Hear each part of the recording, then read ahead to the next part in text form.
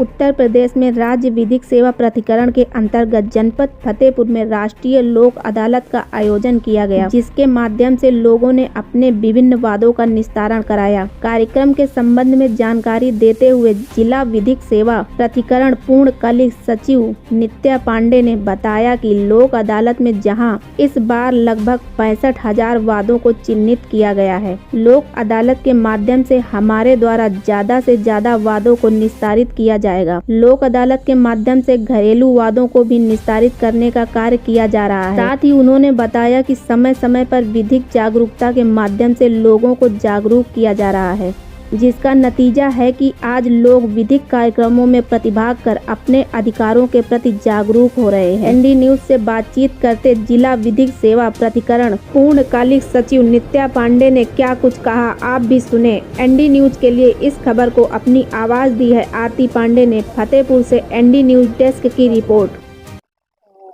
तथा उसके निर्देशानुसार राज्य विधिक सेवा प्राधिकरण व जिला विधिक सेवा प्राधिकरण की ओर से आज 9 दिसंबर 2023 को राष्ट्रीय लोक अदालत का आयोजन जनपद न्यायालय परिसर में किया गया है, जिसमें पुलिस विभाग, प्रशासन विभाग तथा जनपद न्यायालय के जो लंबित मामले हैं उनका अधिक से अधिक निस्तारण सुलह समझौतों के माध्यम से किया जाने का प्रयास किया जा रहा है। इस राष्ट्रीय लोक अदालत में आर्बिट्रेशन से संबंधित बात, मोटर दुर्घटना प्राधिकरण से संबंधित बात, NBS से संबंधित बात, शमनीय तथा अशमनीय विभिन्न प्रकार के ऐसे वाद जिनका निस्तारण सुलह समझौते के माध्यम से किया जा सकता है, करने का पूर्ण प्रयास न्यायिक अधिकारियों के द्वारा किया जा रहा है। तथा जो गोल या जो लक्ष्य लेकर के हम सभी न्यायिक अधिकारी चले हैं कि लगभग 65,000 से अधिक मुकदमों का निस्तारण इस राष्ट्रीय लोक अदालत में किया जाएगा, इसका पूर्ण प्रयास किया जा रहा है और हमें पूरी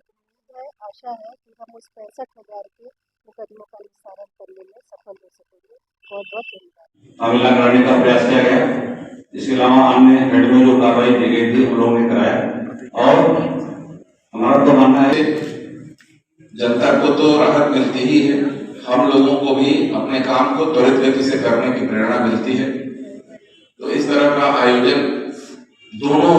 पक्षों के लिए, वादकारियों के लिए भी और अधिकारियों के लिए भी, मुझे लगता है दोनों के लिए ही अच्छा है। तो मुझे उम्मीद है कि बाकी अन्य विभागों को भी जो लक्ष्य दिए गए होंगे या जो उनसे अपेक्षा की गई होगी वो उस पर खरे उतरे होंगे।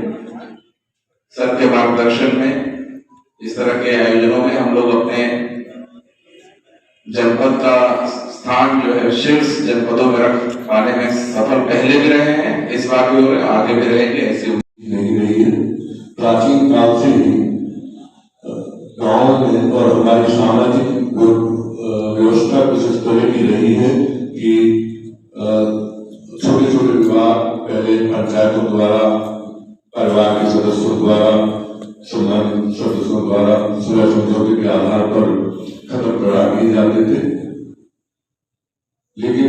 धीरे धीरे हम अपने सामाजिक परिवेश से दूर होते चले गए, दूरियां बढ़ती गई और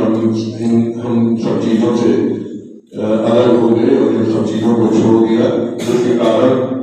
न्यायालयों में वादों की संख्या इतनी ज्यादा बढ़ गई कि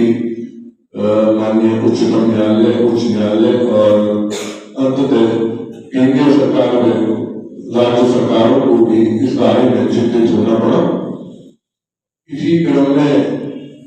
शायद 59वीं रिपोर्ट में विधि आयोग ने यह संस्तुति की थी कि कम से कम परिवार न्यायालय से संबंधित या जो पारिवारिक विवाद है उन्हें कानूनी जटिलताओं से दूर करके एक ऐसा अवसर उपलब्ध कराया जाए कि कानूनी प्रक्रिया की जटिलता से अलग उनके विवाद को समझौते के आधार पर जल्दी से जल्दी निर्णय किया जा सके। हो गई है क्योंकि बड़े छोटे छोटे मामलों को लेकर के इतने लंबे समय तक आदमी अपने बच्चों की पढ़ाई छोड़ करके अपने विकास को, अपने परिवार को आगे ले जाने की जो प्रक्रिया होनी चाहिए उसको छोड़ करके छोटे छोटे मामलों में अपने को उलझा देता है और उसके सारे परिवार की जो विकास की गति है वो अवरुद्ध हो जाती है। और इतिहास में एक सबसे बड़ा एक महामानव हुए जिन्हें आज हम भगवान कहते हैं, अभी तक जो उपलब्ध है साक्ष्य, उस पे महामानव श्री कृष्ण ने सबसे ज्यादा सार्थक प्रयास किया था कि एक खूबसूरत राज घराने का विनाश रुक जाए। लेकिन महाभारत एक महाग्रंथ है जिस पे लिखा हुआ है कि दोनों पक्षों ने में बात नहीं बनी और सबसे खूबसूरत उस समय का राज घराना हस्तिनापुर नष्ट हो गया। तो जो लोक अदालत के माध्यम से समझौता के तहत जो मामले का निपटारा होता है उस पर कोई नहीं आता। न्यायालय में जो फैसला होते हैं उसमें एक पक्ष हाथ करके जरूर जाता है। लेकिन इसीलिए इस व्यवस्था को जन्म दिया गया और कोशिश की गई कि ज्यादा से ज्यादा आपस में बैठ करके अगर किसी विशेष परिस्थितियों बस आपस में तनाव पैदा हो गया है तो उसको निपटाया जाए, उसको सुलझाया जाए। और सुलझने के बाद जब दोनों चेहरे गांव जाते हैं तो उनको बड़ा आनंदित होता है। दोनों को लगता है कि ना हम हारे हैं नहीं हारे, हम भी जीते हैं ये भी जीते हैं। को प्रेम पूर्वक निपटाने के लिए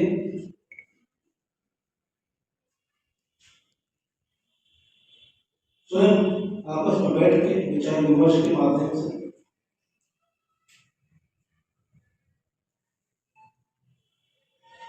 निपटाए जाने की सबसे सुंदर सनातनी परंपरा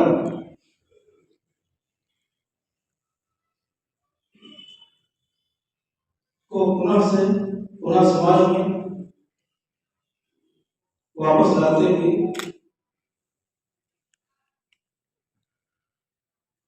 और राष्ट्रीय लोक अदालत के माध्यम से उसको एक पर्व का रूप देते हुए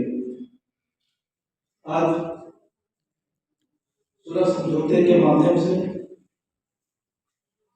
विवादों को निपटाए जाने के लिए हम सब लोग अपने अपने भूमिका में एकत्रित हैं। तो इसलिए इस दिवस की आप सभी लोगों को बहुत बहुत बधाई और आप सबकी